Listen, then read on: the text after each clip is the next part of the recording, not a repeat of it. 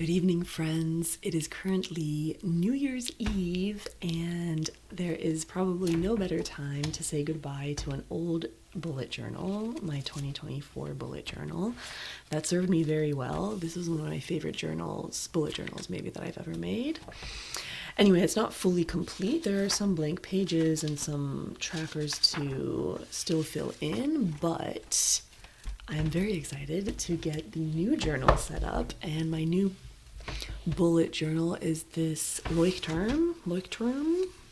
I always forget how to pronounce it correctly, but this is my favorite brand. It's German and it means lighthouse, which is kind of poetic.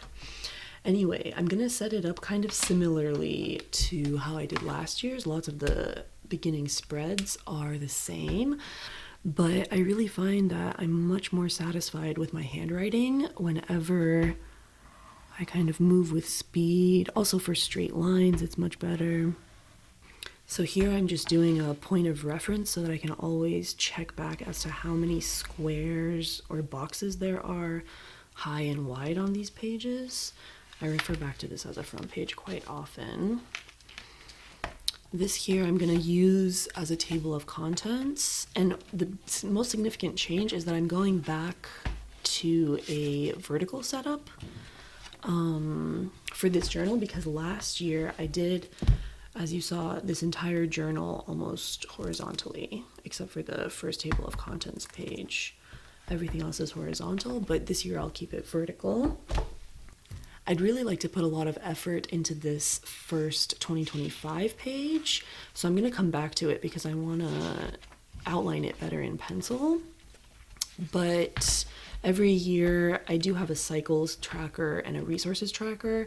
For the cycles page, I just track my period alongside the moon cycle. It's kind of cute to see how it syncs up, and it's very satisfying. And then resources are basically finances. So for every month, I'll document the money that came in and the money that went out. I did it last year and it was very nice. It was the first time I put it into my bullet journal, because typically I just record my finances digitally, which is obviously easier, but it's nice to have an analog version of that to also see on a regular basis.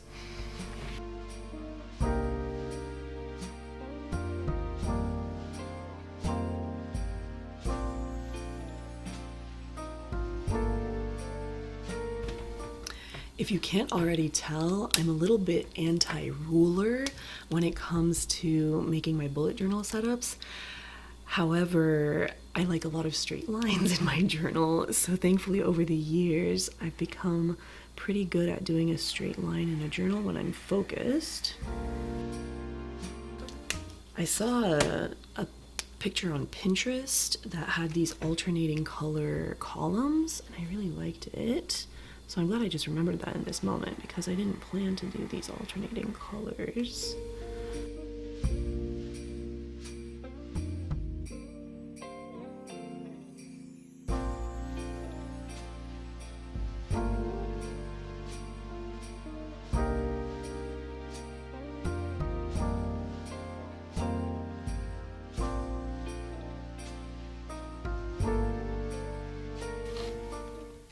Alright, I'm really liking the use of these two tones of blue. I did two tones of green as my color scheme last year, but I didn't use them as alternatingly as in this first spread.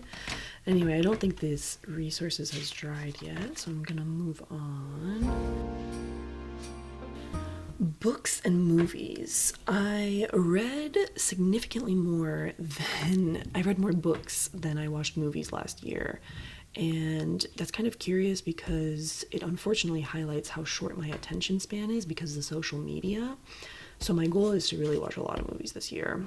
I guess like 30 movies would be the goal, because that would fit nicely on this page. But yeah, for now I'll just put the titles, and then I'll kind of figure out how I want to really track every book and movie I watch as the year goes on. We'll keep it simple for now.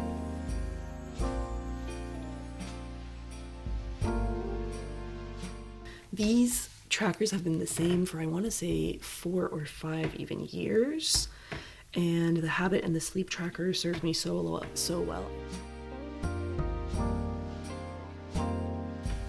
Alright, that's the habit and sleep tracker. I'm gonna write in pencil for now the habits that I want. I always start with kind of the regular yoga, meditation, journal. Then we do read, music, and language. I'll keep plank. I've been enjoying doing planks recently. Let's add dance. I haven't had daily dance for a while. All right, so I have space for a few more and I can kind of think about that.